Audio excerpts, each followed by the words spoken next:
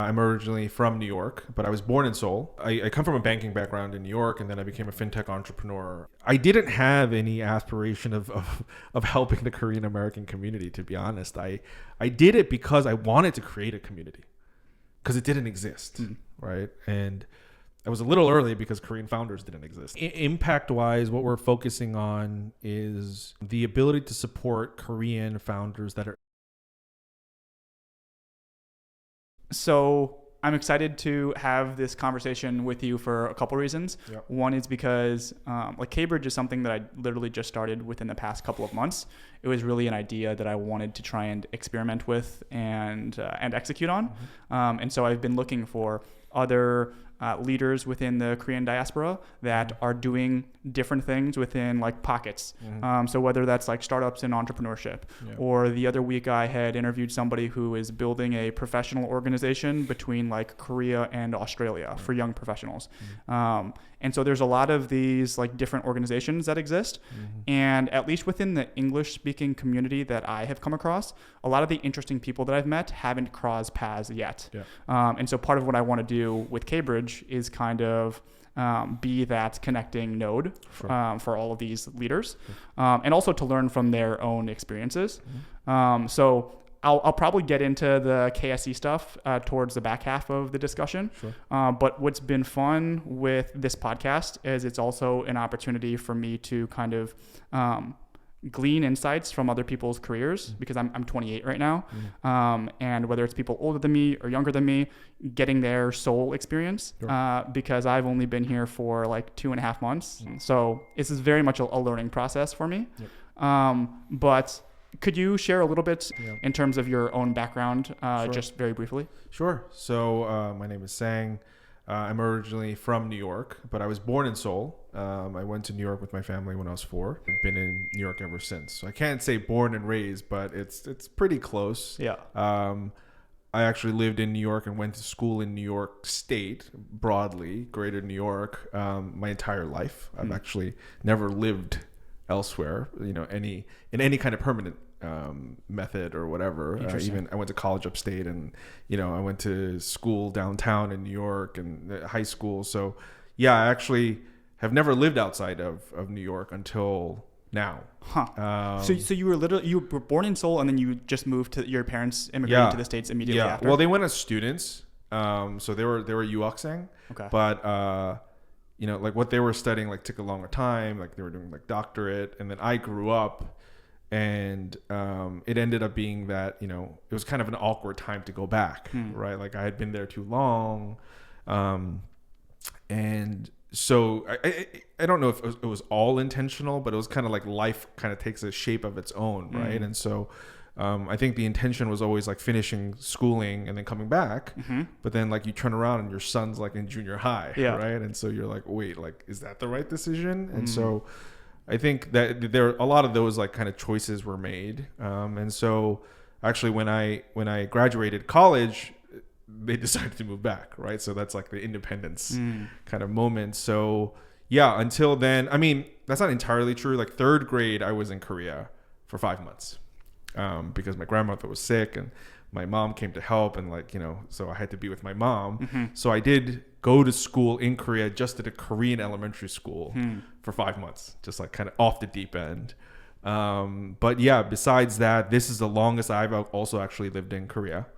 So I think I was saying around 3 years now, on and off, which was unintentional after COVID. And so, I mean, I've been enjoying my time here. I mean, I think there's a lot of pluses to being in Korea. It's a complicated place, but I do think there's a lot of opportunities. Before we started recording, you had told me a little bit about just you being in Korea for the past few years. In terms of like looking ahead to the future as well, is your plan you'll be in Seoul for kind of the long term, or you're just figuring it out kind of one day at a time? Well, I think before I had kids, I did figure things out one day at a time. I think the choices are not so independent anymore. I think the variables are not so independent anymore. But I do think as an entrepreneur, there is this I would call it a luxury. It's a complication, but a luxury to identify opportunities where you are, and being able to connect things where you may not have connected them, right? And so like being nimble and being flexible to your own circumstance as well as the circumstance of your business is like kind of the job of an entrepreneur, right? Like you can't say, well, this kind of sucks, I don't want to be here, so this is not going to work. Like that's not an option. And so I think being in Korea and the States and having the flexibility to go back and forth, and then, you know, deciding what's best for my family, but also my ability to work in both environments is a unique thing. I think that really helps. But what the future holds, I'm not sure yet. Yep. But I do think, you know, for me, New York is home. Seoul is second home, I guess, if I can call it that. It's more roots, right? Like Korea to me is more like my roots, not like where I lived. And so, I mean, that's a complication for me, right? Like me living here, I have torn thoughts about a lot of different things. But yeah, I think the home is States. So I do see myself going back eventually. This conversation almost like didn't even happen today because we're recording in early December, and yesterday night it was President Yoon had declared martial law on an unexpected manner, and I, as a Korean American who hasn't really spent much time in Korea at all, I hadn't been following U.S. politics very much. I mean, I've been following in the background because there's so much noise, but South Korean politics, not at all. So when people started sending me messages and asking me if I was okay, I was like, what the heck is going on? And thankfully things have kind of de-escalated, but even that has been a big adjustment process for me.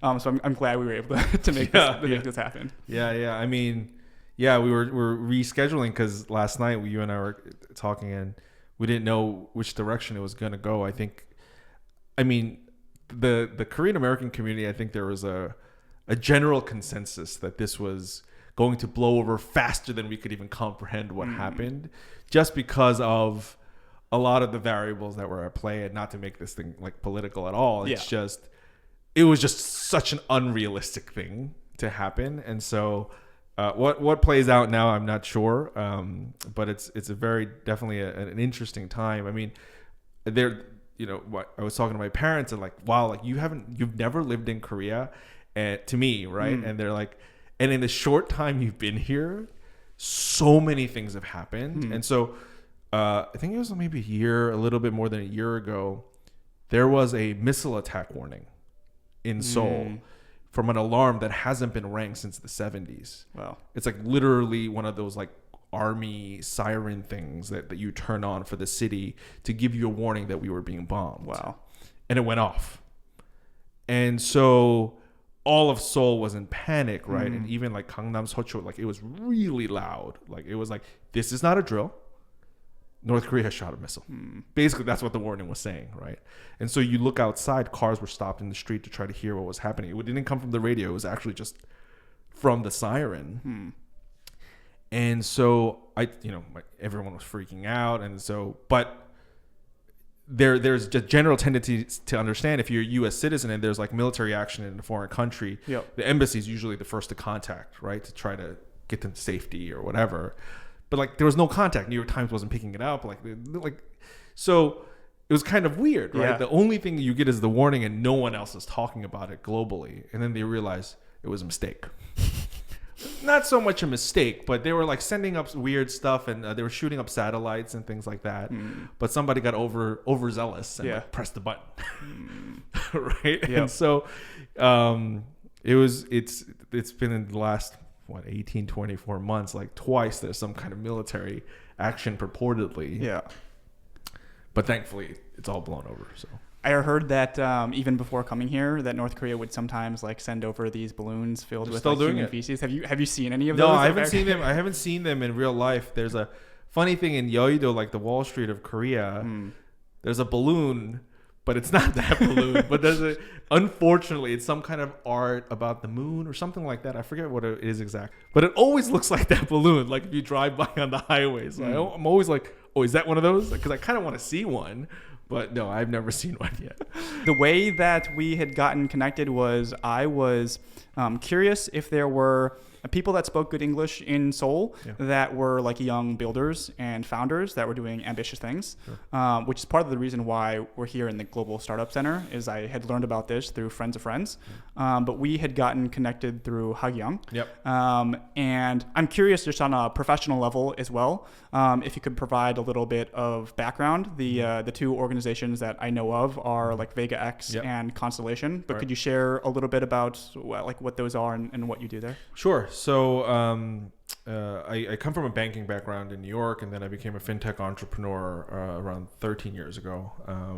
So I've been focusing on trying to build technology that either disintermediates or implements new ways of asset management. So like what I mean by that is like everything is kind of traditional, analog, and offline. Like when we make a decision on an investment, et cetera, it requires some kind of broker, stockbroker, et cetera, and like these rules were set up actually, to go back a little bit, like in the 30s, right, 1930s. So the Securities Act of 32 and 33 are the basis for every financial law, right? So it's a 100-year-old law that we've been amending over time to try to, make it fit, right? And so, and there's a reason for that. There's a reason for certain things to occur, which is that there's too much at risk to create big change. And so like you kind of stick with the slow and steady and kind of going, and the US capital markets are obviously the biggest. But in actuality, like when I was a banker, like innovation was so slow. We couldn't even update our Microsoft Office. Like, there was just like so many weird things that I didn't really understand.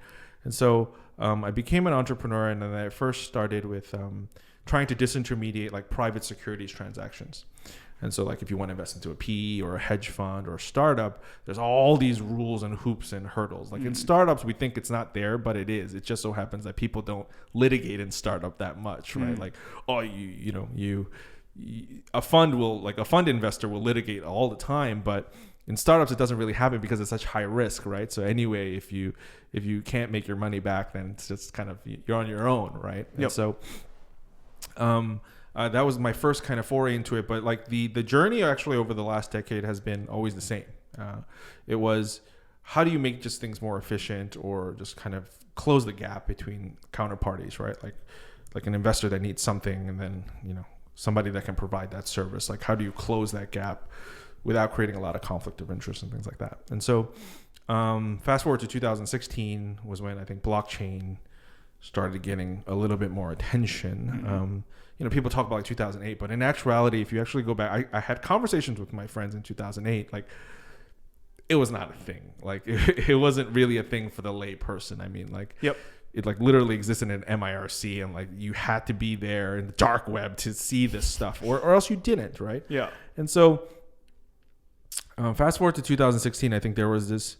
That was actually also a couple of years after the Ethereum ICO, right? And then people started talking about smart contracts, right? And so smart contracts were kind of the answer to the thing that we were talking about, right? Which is, how do you get rid of the counterparty in between to make two people transact without somebody in between, but make it in a way that's still compliant and whatever, like clear and transparent. Yep. And so that's when we kind of pivoted the direction toward that. And so Vega X, to your point, Vega X is an asset management firm. So we develop new tools and infrastructure so you can trade digital assets safely. So when we think about safely in terms of like security risk and like hacking and things like that, because when we think about digital assets, it's a completely different technology stack than anything. So if you think about like equities or bonds, or like, there's a lot of software for it, but in actuality, it's just front end. Like the back end is still manual, right? There's some central depository clearinghouse that's doing this, right? Oh yeah, they have some complicated Excel ledger, but it's still manual at the end of the day to reconcile things, right? But it's the first time in history actually that the asset that we are trading is the technology that it uses on itself. So it's recursive in a way, but that makes it very difficult to deal with, because the moment you deal with it, it changes, right? Like Ethereum has some kind of gas cost. There's congestion and things like this that we never understood in the past, and it's also decentralized, so you can't really pinpoint it. and say, this is the cost right now, right? Like, this is what I'm going to charge. It's like, that's not the way things go. And so that's why we focus on Vega X. And in Constellation, we're actually developing just pure DeFi tools. So that's kind of more of like an experimental engine that we have. So when we think about the decentralized capital markets, which is like far, far in the future, where there is no bank clearinghouse or stockbroker, et cetera, we always think about like, what are the things that are necessary to get there, right? So in actuality, the thing that is required to get there, the only thing, it's not technology. People think it's like some complicated technology or like really fast Solana or something. It's only faith, right? That this system will not collapse. That is the only thing that you actually need for this to actually work, which is why capital markets function the way it does, right? Like if I buy an Apple stock, I have faith that I can sell the Apple stock tomorrow and somebody's going to give me money for it and I can buy bread. Blockchain industry doesn't have that faith yet. I'm not 100% convinced that if I buy this thing and I sell it for the same price tomorrow, that it'll come back out and I can buy bread with it. So we don't have that full circle as of yet right now. So when people say, oh, it's been around a long time, it's only been around, what, 10, 15 years, like blockchain, like as a whole, right? And we are in that kind of learning phase. So people are concerned now that like Bitcoin's price is very high. Like, am I late to the punch? I'm like, we haven't even started. We haven't even started because I tell people this, which is really funny. I'm like, have you ever used Bitcoin? They're like, no.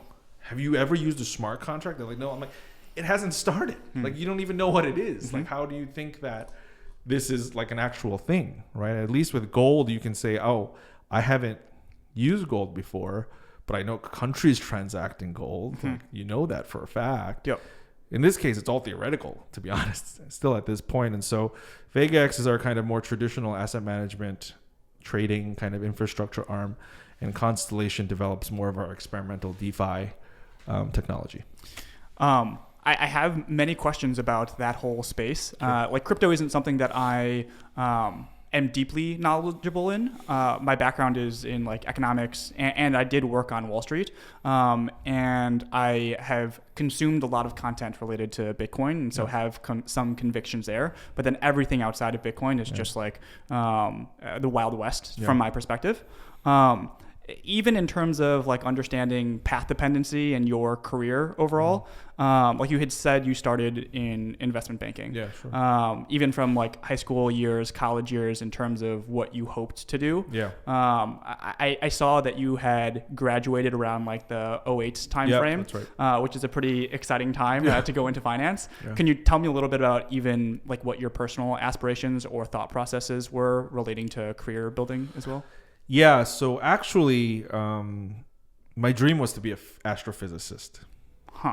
It's actually still my favorite pastime is astrophysics. Interesting. I went to like a science high school, and like up until like college, I was still, at least for the first half of college, I was kind of convinced that I could take that path to become an astrophysicist. You know, I love physics since I was like 7 years old. Like, it was the only thing that I wanted to read. Not that I understood anything that was happening. I was just fascinated with these weird concepts, you know, particularly like special relativity. That was like my favorite topic, was like light speed and like black holes and like weird things like that, right? And so my dream as a child actually was to eventually study under Stephen Hawking, who you know, rest his soul, has passed.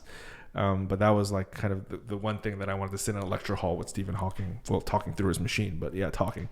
I quickly realized I wasn't smart enough for that. So it was just like one of those like realizations when you actually like butt heads with people that are doing this in practice. And you're like, that's not really for me, right? I think there are occupations that are very close to art.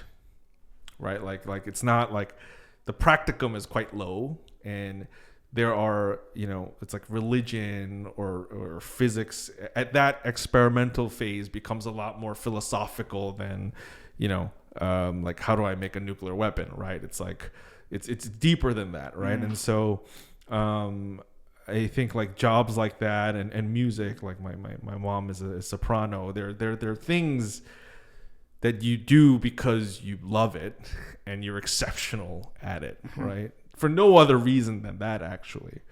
And so I kind of, I was kind of quantitative as like a person. And so that made me turn to financial engineering, which is kind of like, it's easy physics, right? In a way. And so it was early days, right? 2007. So financial engineering wasn't really a thing yet. It was very new as a topic. I mean, obviously like Jim Simons, like Renaissance, like all those guys like started a long time ago, but it was more like, that's all like startup stuff, right? Like you hire this math guy who studies like peanut growth to understand how you're going to do stock trading. And then I think what ends up happening is it becomes congested, and that marginal utility of that one smart guy starts falling. With the army of like economists and like computer programmers that you can start getting. And I think early 2000s is probably like when that happened, when like the tech bubble kind of burst, but we had a lot of engineers also. And so we went from this analog to digital kind of like mindset. And so it was kind of early days, and like you said, I graduated in 2008, so jobs for financial engineers were not that abundant. They were classic enemy number one, more or less. I mean, you can in a way blame financial engineers for all of 2008. And so I just became a banker. So I covered like more like structured products and debt products and energy. But actually since college, after I gave up my kind of physics stream, I wanted to be an entrepreneur. I wanted to but I think it's tied to my proclivity toward physics and questions. Really? So I just, what if? Right? I think a lot of entrepreneurs have that. Like it's the why not and what if, right? Kind of itch. And the physics, it was kind of like, when you think of time travel, for example, it's a very bizarre concept. And if you deep dive into time travel, like you cannot get out of it, right? And then it just ends up being philosophy. It has nothing to do with physics, like very, very quickly, because no one cares about the physics, right? And so, like that, I think is kind of was core for me. Is like, what if? Why not? And like one of the things that I tried to do in college was like a text to pick me up service, because I had a car but I didn't like party. And so I was like, what if I just tell people to like text me their address and I'll go and pick them up and they pay me, right? Like on Friday night, or I go to the bar. Obviously it doesn't work. Not everybody has a cell phone at the time. Or like they don't want to text because you had to pay 5 cents or 10 cents or whatever. Everyone's drunk, so they can't text me where they are. So it was a failed business, right? Time and place kind of thing. And then the second thing I wanted to do, which was also a school project, I put grocery shopping online. So I had a car. So my idea was, I'll put it online. I'll go to Walmart. I'll scan every SKU that like college students buy, like stupid stuff. And I put it online, and then you like select it, and then I'll come. Couple problems with that. Payment rails didn't exist. So you couldn't pay for it online. So I had to like come and get like cash basically when I delivered it. So that was payment number. I mean, that wasn't such a big problem, right? It was just cash. The more important problem, nobody bought anything online. So that was a big problem. And so I just kind of tabled that. And it was a hard time because there was no Wix or like, Square, anything like that. Like you actually had to code it like from scratch, and there was no GoDaddy or like nothing like that. Like you just had to do everything yourself. And so I wanted to be an entrepreneur, but I do think that comes from like the why not, why don't we try this kind of thing. And so even though you started your career in investment banking, was it always still in the back of your mind of like going down the line, I won't stick around in finance, I'll likely do something independent? Or I guess even today, like you are an entrepreneur within the finance ecosystem, right? In the crypto space. That was always a high probability shot of like, I'll give this a try at some point. I actually started immediately after I started working, like thinking about things that needed fixing where I was. So it's also that, right? Like the circumstances of the thing that you see and you're like, that doesn't seem that ideal, what other things can be done about it. So like the moment I entered kind of bank, I think for me, what jaded me a little bit about the banking industry in general was how important decisions were being made from things that came from an insignificant person like me. And that was shocking. It was shocking for me, right? It was like, this is horrendous. This, like, you can't trust what I'm saying. Like this, whatever the financial model is or whatever, like this is, and I understand there's like know-how and frameworks, but still it was all kind of crazy to me that these things were being done that way. That was my first kind of like, that weird moment. And then the actual processes at a bank, right? When middle office still existed back in the day, like the things you had to do to get things done. And the limitations on that, like the FedWire time, like you get to learn like very, very weird things, right? And that, I think, lit a fire under me for FinTech. Well, I don't think it was called FinTech back then, but anyway, it was disrupting institutional level finance. It wasn't PayPal anymore. So that was like the first thing that I thought about was, everything's kind of consumer facing and people have tried that. But that doesn't fix the fundamental problem of how the capital markets actually work, right? And so that I think was that's the genesis anyway. But I think it's evolved over time. But the genesis of it all, I think, is that the framework for capital markets was interesting to me, and like how to solve it.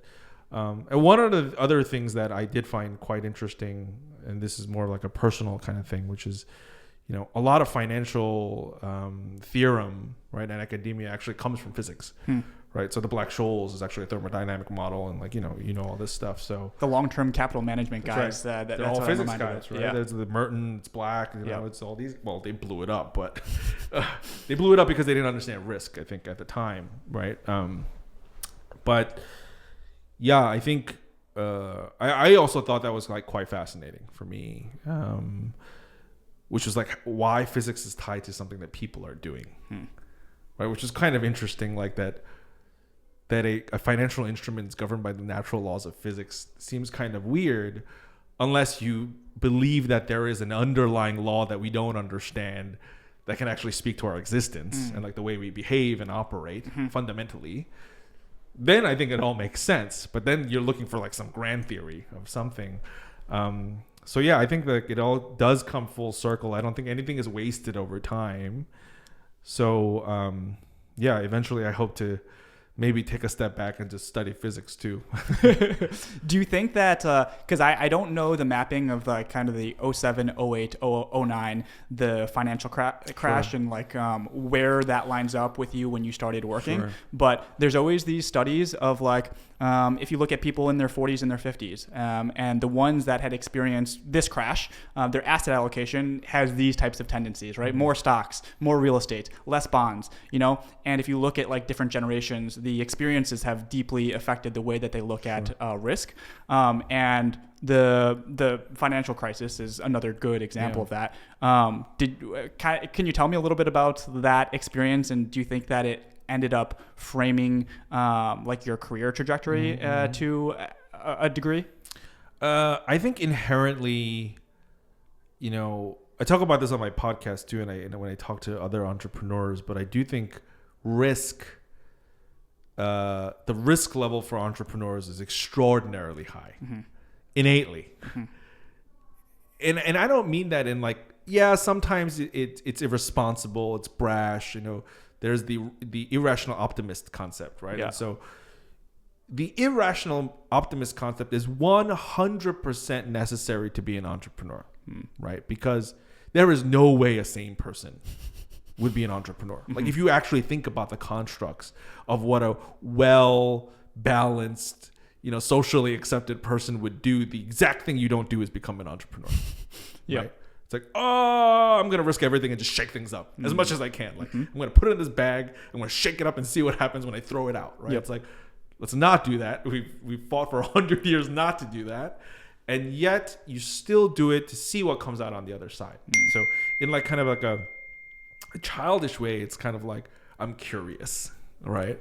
It's like, what if I stick my chopsticks into the outlet, which I did as a child? Like, like what happens to you? Yeah. And then the second thing is, well, I don't like the way things are right now. and I'd like to change it. Right? I think this is important. I'd like to change it. And I do think the latter is what gets you going in the longer term. The banking crisis was actually very interesting for me because A, it was hard to get a job as whatever I studied. But B, I work for a European bank, which actually disappeared during the crisis, right? Like it was called West LB, and it was basically the Fed of Germany, like the bank. It was St. Louis of Germany. Interesting. In Dusseldorf. And so the positions were huge, like they had such a big book. But they hated the New York office in a way because it was like a bunch of cowboys just doing deals off the back of the balance sheet, right? Yeah.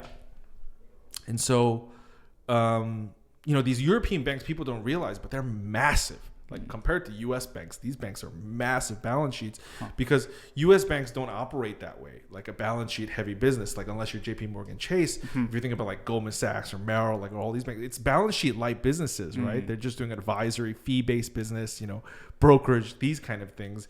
You're not doing like big lending, like big investment, like put it on your book and sell it down later.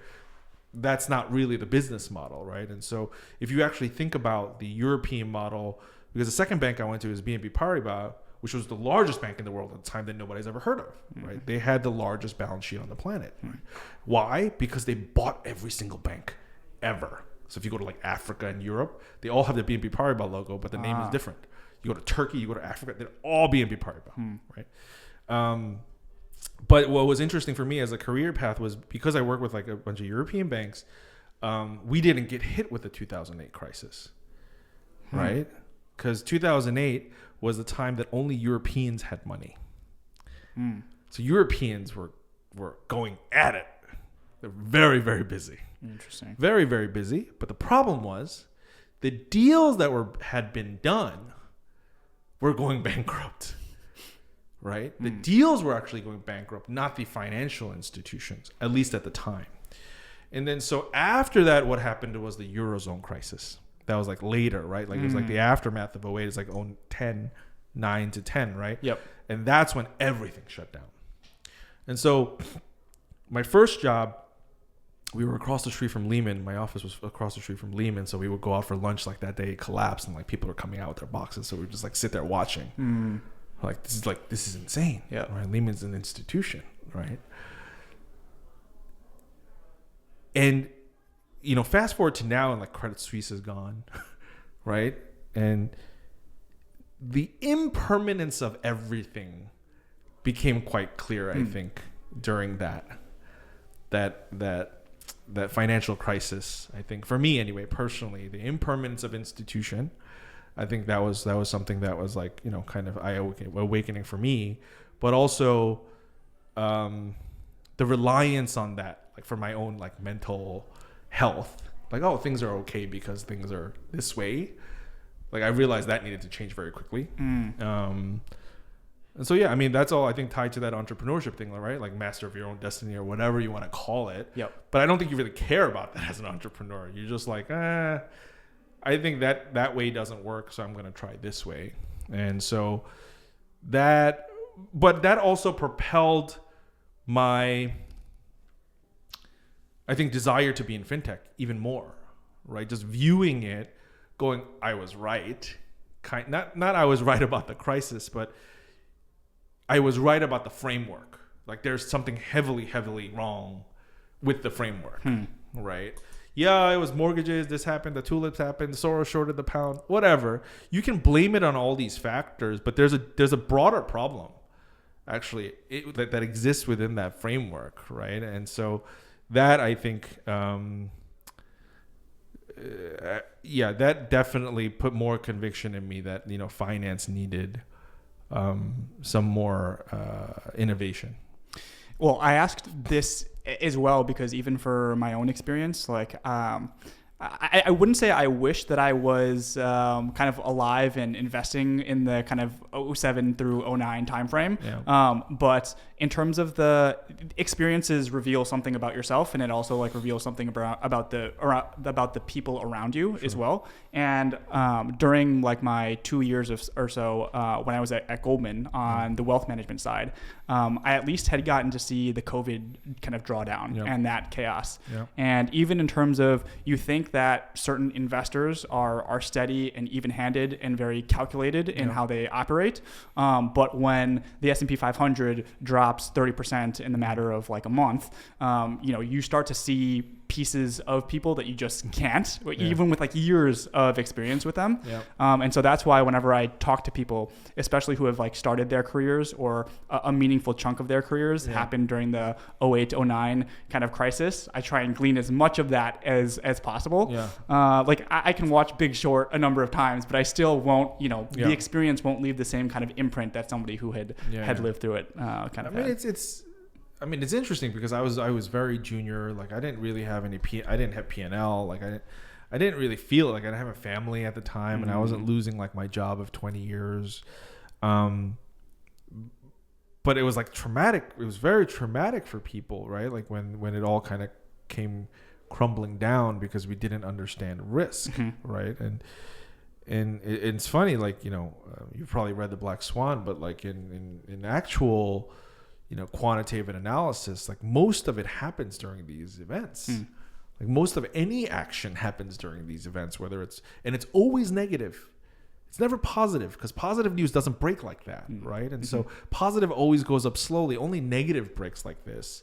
And the unexpected always becomes expected, which is the irony of this whole thing. But we as a system and as a society have not developed a system that allows us to deal with these outlier situations, nor are we built genetically to think like that, right? Like you and I don't think we're in Seoul right now. I'm going to walk out and somebody's going to hit me with a sniper rifle, right? Like, seems pretty out there, and that wouldn't allow me to walk in the street, right? And so I have to do some risk calculations, but in actuality, the economy doesn't operate like that. Right. And so is there a better way to adjust risk real time because things are more transparent? I think that was the initial ethos of blockchain, right? Like we've become too large to allow these barriers of information to cause huge information asymmetry across countries because people have different motivations. Like that's too dangerous. And I think people are, I don't know if people are actually getting around to that thought, but it's like this no-win game, right? Like if countries are angry with each other, and like, it's like one of those things where we say like violence doesn't pay anymore. There's no purpose of invading a country and taking over. There's only downside. Actually, there's no upside. There's nothing to take. You actually have to rebuild it. It costs you money now to invade another country. Like you're kind of responsible for them, right? Which you don't want to be. You want to just kind of go in and like pillage the thing, but that doesn't happen anymore, and which is why like violence doesn't pay as much as it used to. But we're seeing like these I don't know, these forces, like this goes back to that like physics concept, right? We're seeing forces that we don't understand in the economic realm, I think, of like, is it actually game theory? Like it may not be. Like there may be something else there that we don't really understand that has to govern these things. And I do, the reason I think blockchain is one step there is because it forces you to see what other people are doing. So actually game theory completely changes when you can see what other people are doing. Like no one's ever thought of that. A game theory where all the moves are transparent, like seems very bizarre.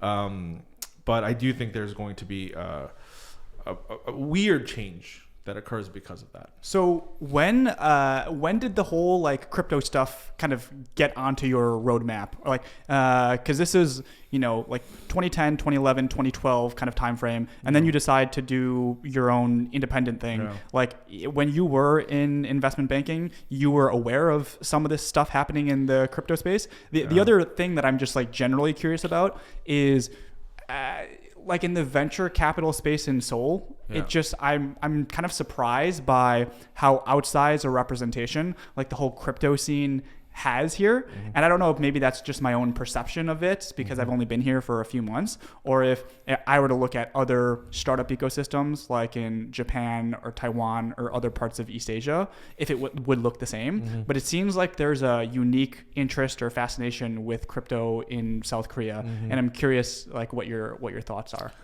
I think for my roadmap anyway, I had heard of this kind of stuff in like the mid 2000s. Like this is before Bitcoin kind of like launched first, but people were using weird stuff online. Yep. Like e-money and like whatever, right? Like weird stuff for bad transactions. Yeah. Even in high school, like even like in early 2000s, there was stuff that people were using. Maybe it was probably not blockchain, it was just like tokens or whatever.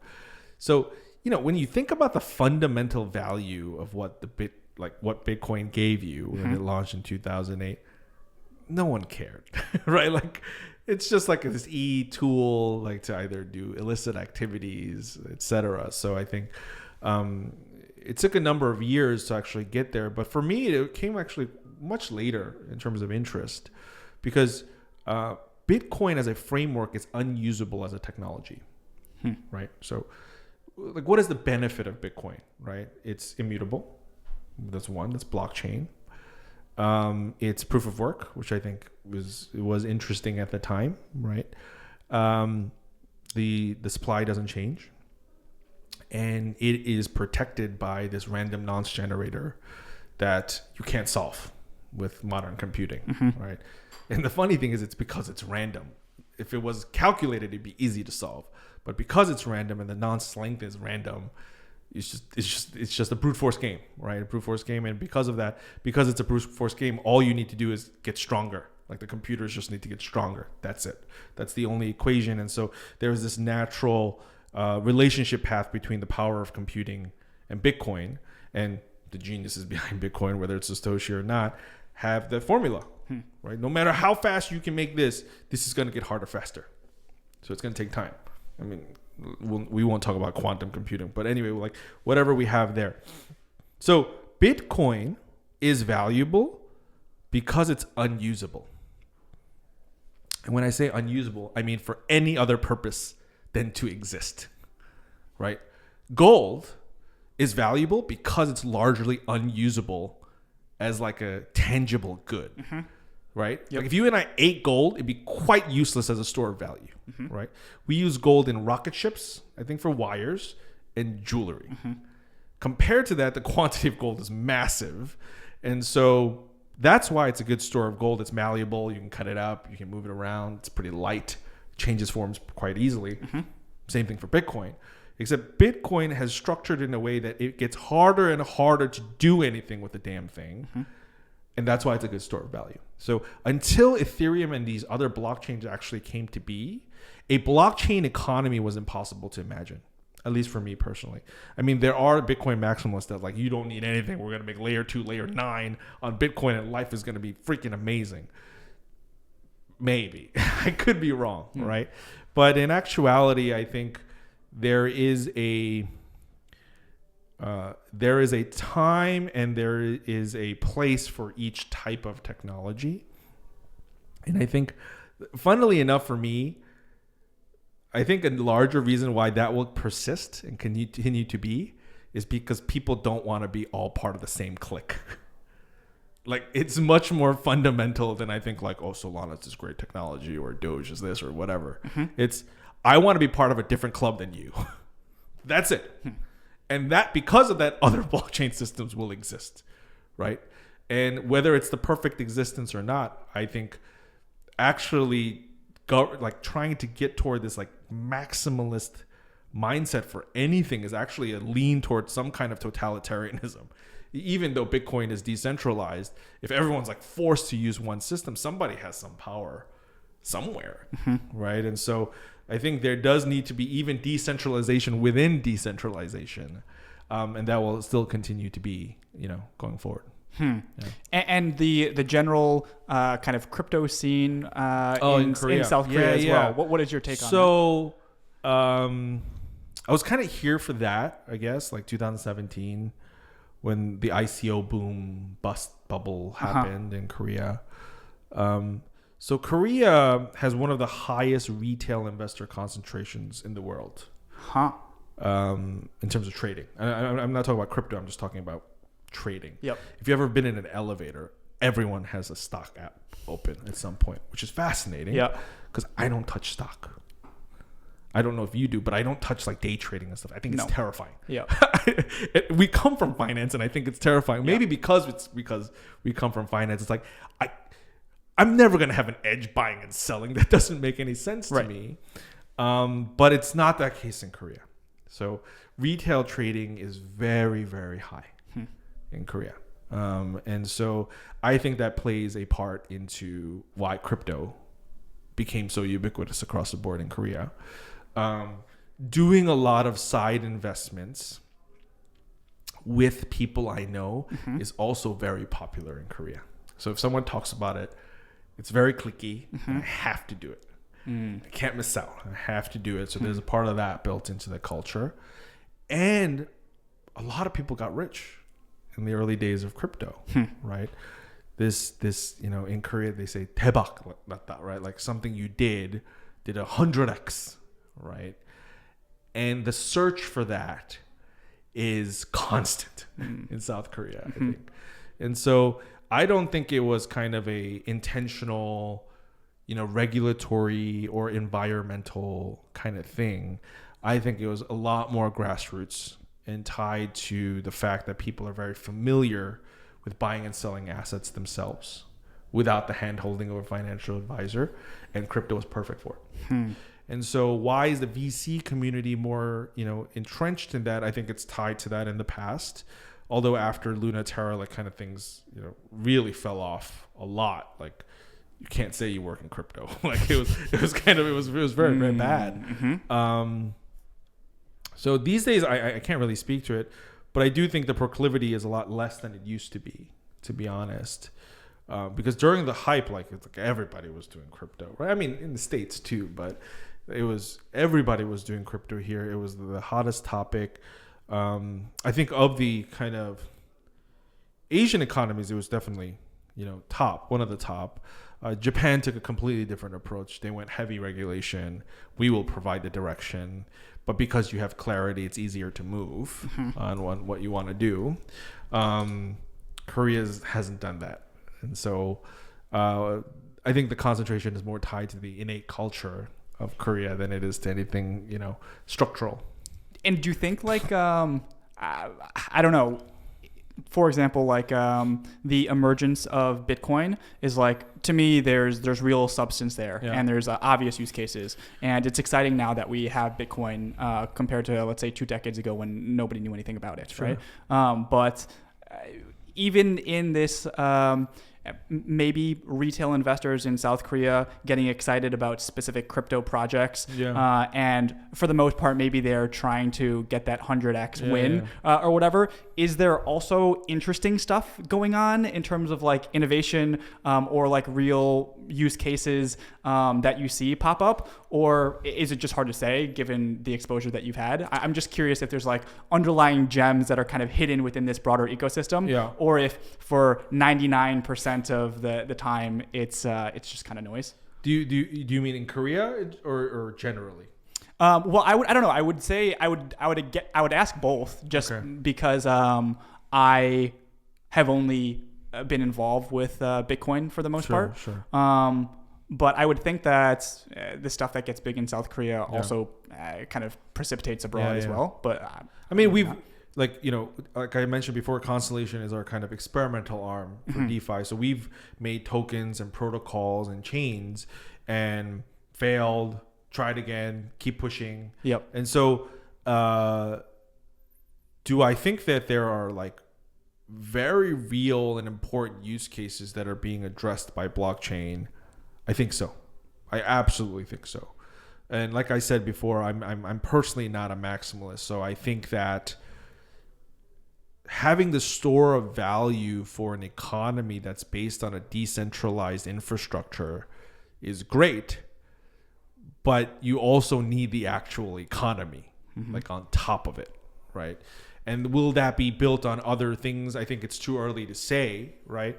But I do think at least one of the things that just in point in time you can say is that, Ethereum has the largest footprint for decentralized finance, right? For staking, DEXs, for any kind of function that requires a smart contract, like an exchange that doesn't have an intermediary or custody. That's all pretty much built on Ethereum. I mean, there are other kind of chains that do this like at scale, but when we think about the whole pie of decentralized finance, like Ethereum's the largest. It has the largest mind share of that. It has the largest, mind share of developers. Like, it has the largest community. So that's the elephant in the room, right? You've never heard of a Bitcoin-based decentralized exchange, but you've heard of Uniswap probably in the news or something like that. It's all Ethereum-based, right? And so, for me personally, I think the issue is actually not the use case of the project or why they exist. The issue is that the consumption side doesn't exist yet.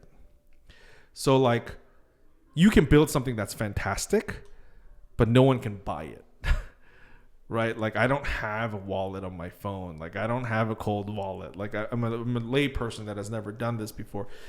The UX is zero. You can think of blockchain UX as basically zero, right? And any other business that has scaled tremendously right now is basically UX for blockchain, right? So why does Coinbase do so well? Sure, they have a regulatory moat. They're in the United States, etc. But they're a UX for me to buy Bitcoin. Is there other ways to buy Bitcoin without Coinbase? Absolutely. But they're giving me this regulated, protected framework to interact with this technology. Like, that's where we are in the phase of things. I need UX. I can't even interact with this stuff. I can't buy groceries. I can't do anything.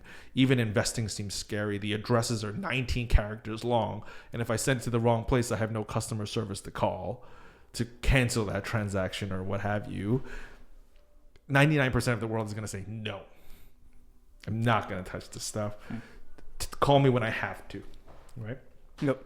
And so I think the ramifications and the necessity of decentralized frameworks across different industries is extraordinarily clear, right?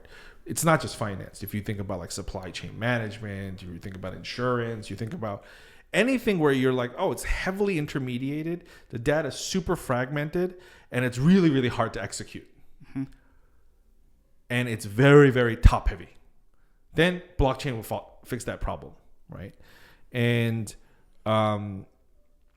will it solve everything? Probably not. But I do think it's going to happen. Our use cases are going to happen a lot faster than we think going forward, especially now with like the pro-crypto American administration. I think the change is going to be a lot faster than we think. Interesting. Yeah, my default has been like, oh, I see the obvious use cases for Bitcoin, continue to be like optimistic about developments on that front, but then like all the other stuff, hard for me to like kind of understand like the problems that are being solved and addressed. The one area where I have started to kind of reconsider is, I don't know if you are familiar with like Balaji Srinivasan and his book, like The Network State, but even in being involved in digital online communities over the past like couple of years and building new friendships, kind of creating opportunities for professional partnerships. It has been very interesting for me to think about like what the future of like traditional nation states were to look like. And like one of the guys that I had recently interviewed was this guy, Quang Do, who he started this kind of professional organization called Overseas Vietnamese, where he basically created a digital ecosystem for Vietnamese professionals in the Vietnamese diaspora. And he's got like over 30,000 people in his digital ecosystem for the most part. And you wonder at some point if you wanted to kind of socially govern the people within this digital ecosystem, regardless of where they're at in the world, if there are certain technologies that allow them to vote, that allow them to transact within this broader ecosystem, it creates very interesting opportunities for like what the future of countries really are. And so that's the one area where I'm like, maybe there are some technologies that could emerge. I mean, the one thing was DAOs were quite popular for a while. And for the longest time, I had just been like, this is just noise. But now that I have started to build K-Bridge and thought about how do I bridge people from all over the world and kind of centralize them into this digital ecosystem and build like real relationships between them. Thinking about social governance in a digital ecosystem has been something that's been coming up again and again. So maybe there are, you know, interesting opportunities on the frontier as it relates to that. I mean, I think it's really interesting, right? Because that point that you bring up, the way I think about that is actually a big trickle down effect, right? So if we think about things from more of like a macro scale, like money is the ultimate kind of symbol of power for a nation state, right? Which is why the US has the almighty dollar. And weakness there is a weakness of that state. Like it's actually quite simple, right? But in actuality, we forget that the currency can actually be weaponized against an individual or against a country, right? You can fundamentally change the way, like if you, yesterday, a lot of people are messaging me like, what if the president sees his bank accounts, right?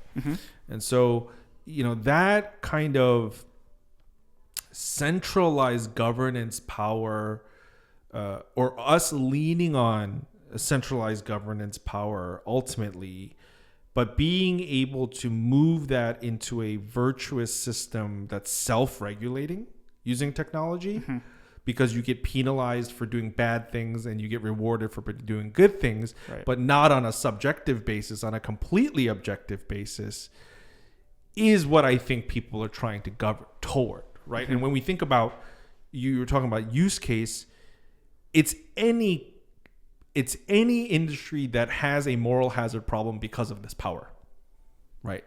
If someone tells you this insurance claim is bogus or whatever, it's a guy, it's an adjuster, right? Like, and that company has an incentive to do something too. We don't know whether it's for the good of the whole thing, right? And so that's actually an interesting point that you bring up, because I think that's another narrative for why I think different blockchains will exist, because people want to be compensated for the direct activity that they're engaging in. If that Vietnamese community used Bitcoin, it's just payment. You can't accrue value into Bitcoin by being big. Bitcoin's too big, right? I'm literally just going to send you money at that point. But if I can create a self-sustaining economy that does a certain activity, that requires a different chain and coin. And I do want to check on time, because the other piece that I wanted to get to was the whole Korean startups and entrepreneurs. So this is over like a decade old in terms of how long you've been running this for. Can you kind of lay out a little bit about what it is and why you started it initially? So I don't think I had as large aspirations as you do. I started it as a meetup because I was a Korean founder, and I wanted to find other Korean founders. When you were even in like college and in investment banking, were most of your immediate friends, were they Korean background or? Yes. Okay. Yes. I did, you know, being in New York, yes, most of my friends were Korean American. I didn't have any founder friends until very much later. And so that's the reason I started. And that's also why the name is not so creative, because that was the name of my meetup page, was literally Korean startups and entrepreneurs. And then it became a logo, and then it became this. But I didn't have any aspiration of helping the Korean American community, to be honest. I did it because I wanted to create a community, because it didn't exist, right? And I was a little early because Korean founders didn't exist. So it was a little early at the time. But, I mean, at scale, right? And so I think the goal for me evolved over time, because we, as a volunteer-run nonprofit organization, we have a vision, but the vision is ultimately to be supportive, right? It's not, oh, we're going to gather money and giving it out. Like, we're not a charitable organization. So we kind of do evolve to what the community needs at the time. Like, that's what I kind of think about it. And so in the earlier days of our organization, we partnered up with Korean government organizations that were, trying to spread entrepreneurship, wanted to do programming in New York, and we were running that kind of programming.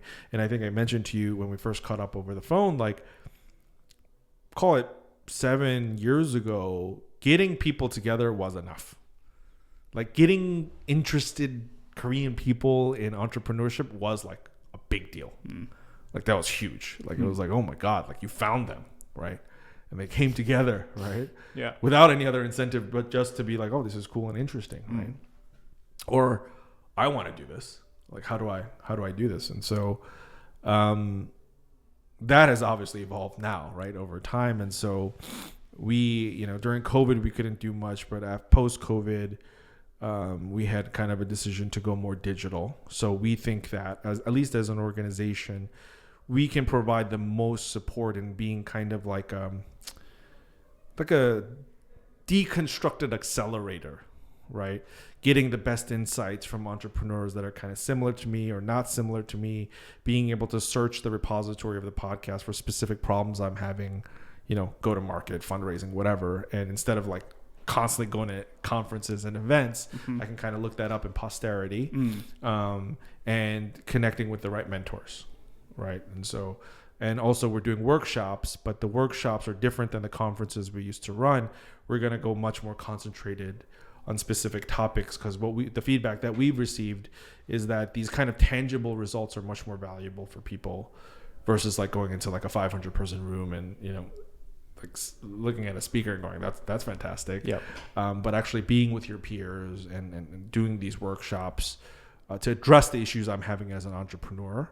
And we've piloted this before, and this is the direction that we're going to go in. Interesting. And I'm curious, like, what you've seen as of late, like over the past few years, because you said when you first started this, it was maybe a little bit ambitious and early because their Korean founders didn't really exist.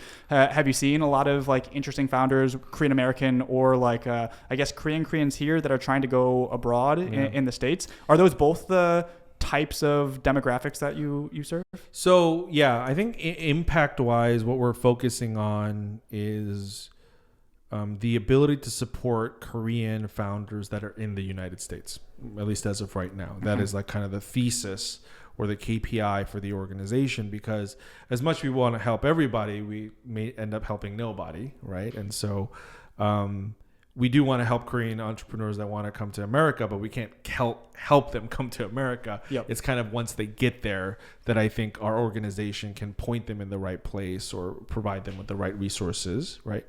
And, it's changed a lot, right? Like there's so many Korean founders now.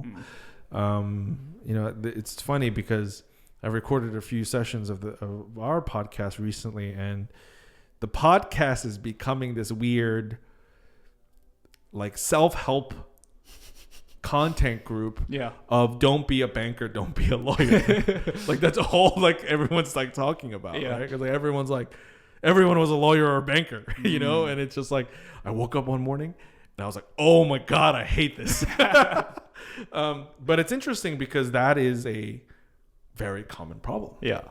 Right, with the younger generation or whoever, like young professionals right now, of trying to figure out what they want to do and like overcoming that fear of jumping into the entrepreneurial realm. And I think a lot more people are there. Maybe not, and it for us, sure, like the ultimate goal is to support founders, but in actuality, what we also want to see is that whole general entrepreneurial community grow, right? So even if they're working at a startup or they're taking some kind of position at a startup, it's very likely they're going to do a startup at one point, right, in their career. And so over the years, the number of people that I know that have tried to work at startup or now looking for a job in startup or have founded their company, I think has become exponential over time. And what are the different pieces of the ecosystem that exist? So you said you just recently started a podcast. Sure. I know you guys have a presence on LinkedIn. I know you're about to leave for a trip to New York that you guys are hosting. Is it primarily New York is like kind of the hub? Or are you guys also active on the West Coast as well? So we did actually try to open an LA chapter pre-COVID. and that kind of came to a halt. We do still have intentions of opening a San Francisco / LA kind of branch at the request of our community. Boston is also being requested for more deep tech, biotech, presence there. Yep. And so, but yeah, we're time and resource. It's a terrible idea to make a volunteer-based organization where all the volunteers are founders. It's a terrible idea. Yeah. Execution is exceptional, but nobody has any time. So that's like the I think the gap, right? If you have an organization with a bunch of like corporate types, they'll have a lot more time and a lot of ideas and no execution. Yep. And then you have just founded, like, just gonna go do something. Yep. But like they have 1 hour to do it. Right. So I think that that has been our limitation so far. Yeah. Well, even for myself, it's like I decided to leave my job and try and invest full time into this whole ecosystem. Sure. And in my mind, I'm like, yeah, sure, I'll start a podcast, I'll start a newsletter, I'll have conversations with people, I'll try some in-person events. And like very quickly, you realize just how much work it actually takes. So doing this on a part-time basis and with not a lot of like dedicated financial resources where this is their full-time effort, it's a lot. In terms of the like prerequisites or the backgrounds of the founders themselves, does it matter in terms of like industry or in terms of stage, like whether they're Series A, Series B? Like, is there a sweet spot that you're looking for? Is it open to anybody who's interested? I mean, inevitably, I think there are a couple of prongs to it, right? So there are people that are coming for support, for like tangible growth support, right? If I'm earlier stage, I need advice, I haven't done this before, or even legal help, or like whatever, like all these like kind of nitty gritty things that you've never dealt with as a founder, as an entrepreneur, as well as learning about go-to-market, branding, product. That's so the December workshop is going to be focused on tech companies, but we have workshops in 3 different verticals. We have product, we have go-to-market and branding. And so we have experts from kind of everywhere coming in to do these workshops through the day. And so that tends to be most of our community. Like, and when I say community, I mean people who want to come to our events and participate. Yep. Because they want to learn, or they're in the process of learning, or they're in the process of startup. And then you have the more successful, kind of more seasoned founders, and they're on the other side of it, kind of giving back to the community, but also kind of as like a Founders Anonymous, right? Like just people that know the pain and just like kind of get together once in a while to just share war scars and whatever. I think that's another part of it too. This is probably like 8 or 9 months ago, but I had tried to do kind of like a learning sprint where I chose a bunch of books on like marketing and advertising to run through. And there was a book by, and I'm blanking on his name, but I think it was, I want to say it was Claude Shannon, Claude Hopkins maybe, who wrote an autobiography called My Life in Advertising. Okay. And in it, he was talking about the fact that as kind of a solo founder, it was just a very lonely path for him because there was literally nobody in his vicinity that was doing anything similar. And everybody was telling him like he's crazy and like why is he trying to start his own like advertising business. And for myself, one of the things of like leaving the States and coming here that I realized was really powerful was because so many of my relationships were held onto because they're digital in nature. Like I've got friends in India, in the UK, in the States, and it's not like I had to cut ties at all. I still talk to them on a regular basis, and they're still like investing in me to some extent. It has really changed the game in terms of what's become possible. Because I think if I had to leave like all of my relationships in the States behind and come here and knew nobody to start, it would have been 180 degree difference in terms of what the experience was like. And so just to find like 1 or 2 people, I think it makes a big difference in terms of that whole founder journey. So it's cool that, KSE is providing that. As I find people that come into Cambridge that have like Korean American backgrounds and ambitions as a founder, we'll definitely connect them to KSE and you. Best place to find out more information? Or Yeah, get our involved? website, www.koreanse.org. Okay. There's a contact us form there. We're also on LinkedIn and Instagram, so you can find us there as well. Awesome. Well, I'm glad you're here, semi-based in Seoul now. Yeah. And given I'll be here through 2025, hopefully we'll have the opportunity to share some more conversations as well. Sure. Sounds great. Thanks for doing it.